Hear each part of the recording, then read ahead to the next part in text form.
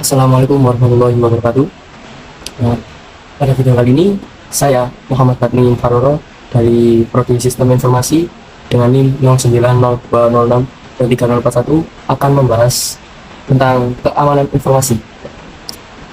Video ini dibuat untuk memenuhi tugas ujian akhir semester mata kuliah keamanan informasi. Nah, pada kali ini saya akan membahas mengenai seberapa pentingnya keamanan informasi, aspek informasi, ancaman keamanan informasi, serta regulasi dan standar dari keamanan informasi. Nah, kita lanjut di bagian definisi. Definisi itu sendiri dari keamanan informasi ialah serangkaian tindakan, kebijakan, dan prosedur yang diterapkan untuk melindungi informasi dari ancaman yang dapat merusak kerahasiaan, integritas, dan ketersediaannya. Keamanan informasi bertujuan untuk menjaga agar data dan sistem informasi tetap terlindungi dari akses yang tidak sah, kemudian perubahan yang tak diinginkan, serta memastikan keamanan informasi dapat diakses oleh pihak yang berwenang ketika diperlukan. Nah, selanjutnya, mengapa keamanan informasi itu penting? Satu, perlindungan data sensitif. Perlindungan data sensitif ini seperti data pribadi, transaksi keuangan, dan informasi penting lainnya yang dapat digunakan jika jatuh ke tangan yang salah. Kurang lebih seperti data nama ibu. Biasanya kan di saat membuat rekening perbankan gitu ya, itu kan selalu ditanya nama ibunya siapa gitu. Dan nama ibu itu bisa menjadi salah satu cara untuk memverifikasi kepada pihak yang bersangkutan agar dapat mencairkan suatu keuangan dari rekening tertentu seperti itu. Nah, selanjutnya yang kedua ada mencegah kerugian bisnis. Kebocoran informasi ini juga dapat merusak reputasi perusahaan, mengurangi kredibilitasnya, dan bahkan menyebabkan kerugian finansial. Dan kalau kerugian bisnis ini kurang lebih seperti kepercayaan dari pihak customer maupun klien terhadap kita yang menjaga informasi itu sendiri gitu. Karena pengolahan informasi ini dapat memengaruhi rencana bisnis rencana keuangan untuk bisnis kedepannya itu kurang lebih seperti pengolahan data, manajemen keuangan, dan lain sebagainya. Setelah itu ada perlindungan hukum. Nah, dengan menjaga keamanan informasi, organisasi dapat menghindari pelanggaran hukum dan regulasi terkait perlindungan data pribadi seperti yang diatur dalam GDPR seperti itu.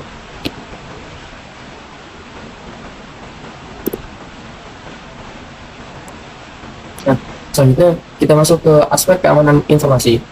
Di keamanan informasi sendiri melibatkan 3 elemen utama yang dikenal sebagai CIA triad. Nah, untuk C itu confidentiality, untuk I itu integrity, dan A itu availability. Nah, dari confidentiality ini yang artinya adalah kerahasiaan, yang mendefinisikan bahasanya penjaminan bahwa pihak yang berwenang yang dapat mengakses informasi. Sebagai contoh, penggunaan enkripsi untuk melindungi data.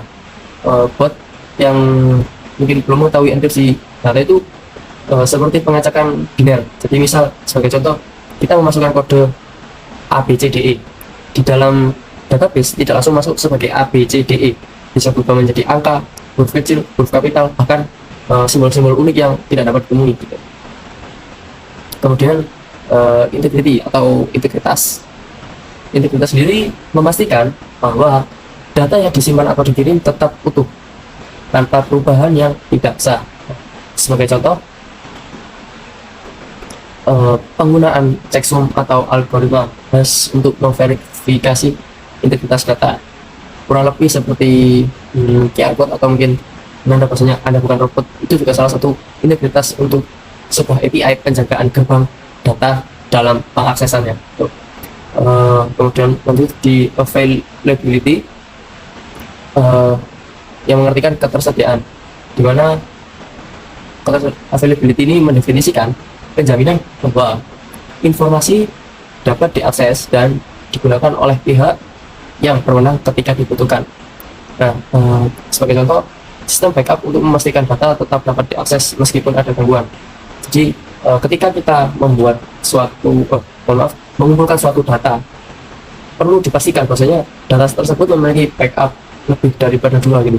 Jadi kalau misalkan kita ada untuk testing, untuk keadaan nyata, bahkan di saat kita mencari penyelesaian dalam suatu masalah, kita tuh tetap ada data yang memang dapat ditampilkan, atau mungkin data yang memang benar-benar tidak akan berubah seperti itu, untuk keamanan yang lebih lanjut seperti itu.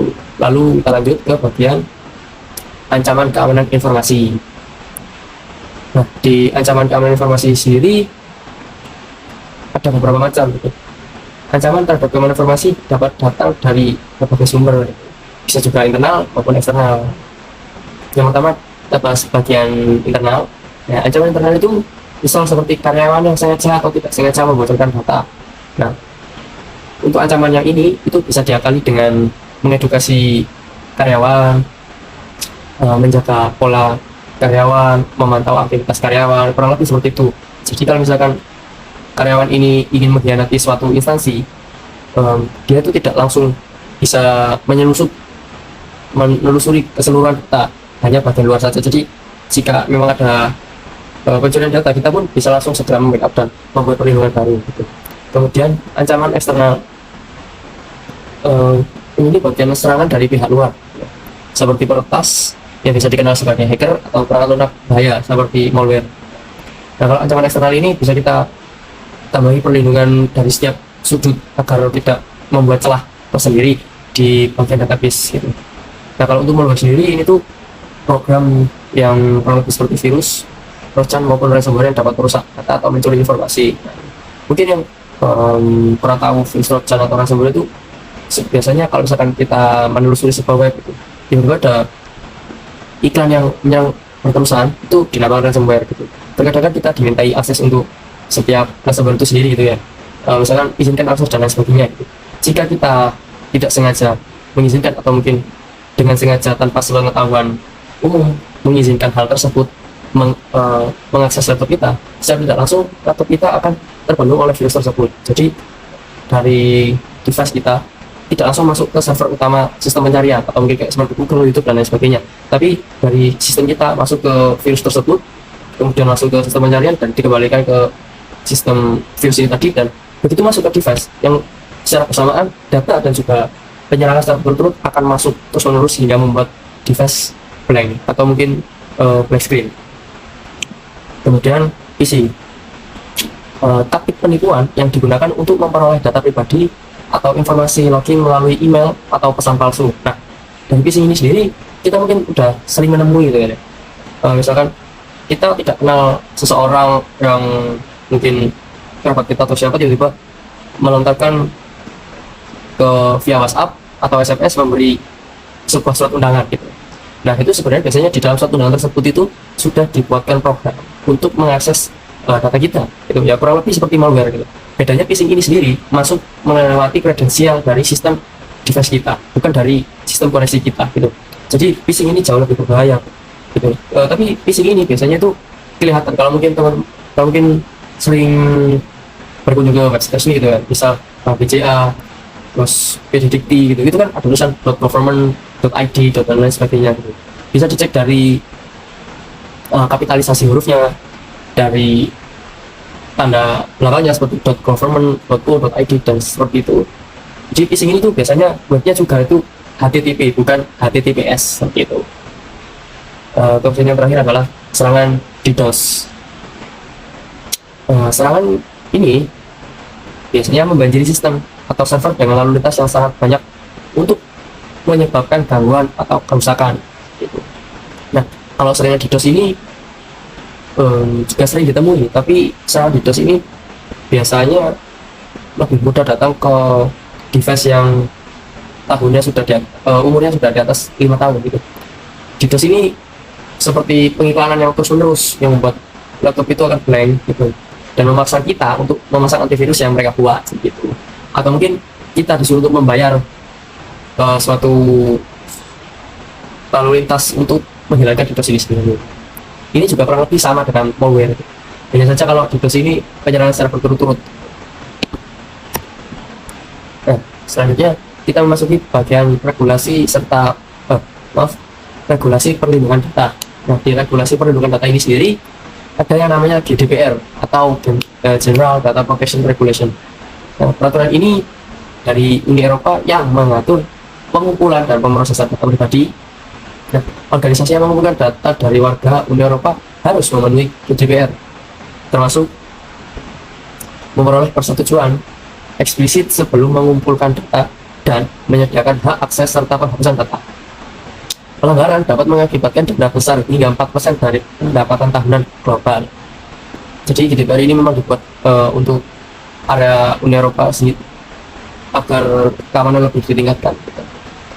Dan kalau yang dari Indonesia sendiri ada yang namanya UU ITE. Di dalam UU ITE itu menjelaskan bahwasanya undang-undang tersebut akan melindungi informasi-informasi kita apapun yang berhubungan dengan hal digital. Nah, di UU ITE sendiri itu berisi dari Undang-Undang Informasi dan Transaksi Elektronik yang dibuat oleh negara kita, Indonesia, untuk mengatur penggunaan teknologi informasi dan transaksi elektronik termasuk perlindungan data pribadi. Pelanggaran UU ITE dapat berakibat pada tindakan pidana atau denda administratif. Ya, kurang lebih sama dengan GDPR. Nah, selanjutnya kita lanjut ke bagian standar keamanan informasi. Selain regulasi hukum, organisasi juga harus mematuhi standar internasional yang memberikan pedoman teknis untuk mengelola keamanan informasi. Salah satu diantaranya adalah ada ISO atau IEC 27001. Di ISO itu berisi standar internasional untuk sistem manajemen keamanan informasi atau ISMS yang membantu organisasi mengidentifikasi dan mengelola risiko terkait data yang dikelola. Kemudian ada NIST Cybersecurity Framework.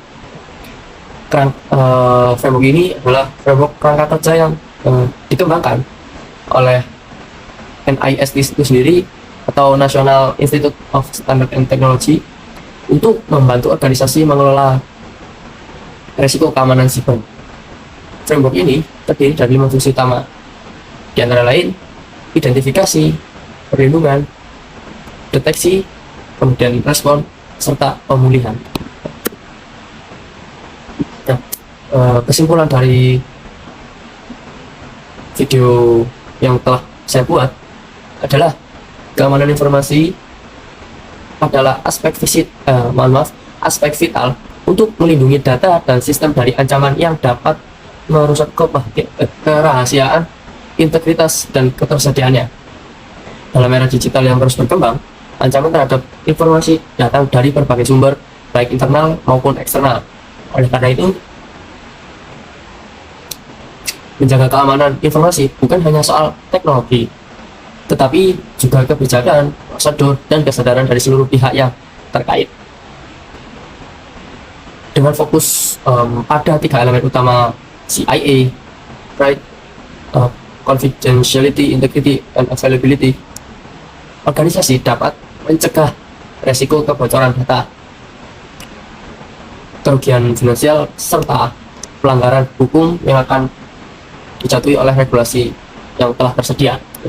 Mematuhi regulasi seperti GDPR dan UU ITE serta mengikuti standar internasional seperti ISO atau IEC 27001 dan NIST Cybersecurity Framework. Nah, NIST Cybersecurity Framework merupakan langkah penting dalam menjaga dan mengelola keamanan informasi secara efektif. Setelah kita memastikan keamanan informasi merupakan tanggung jawab bersama yang harus dijalankan dari kesadaran masing-masing dan juga strategi yang tepat dalam menghadapi ancaman yang terus berkembang. Sekian dari saya. Assalamualaikum warahmatullahi wabarakatuh.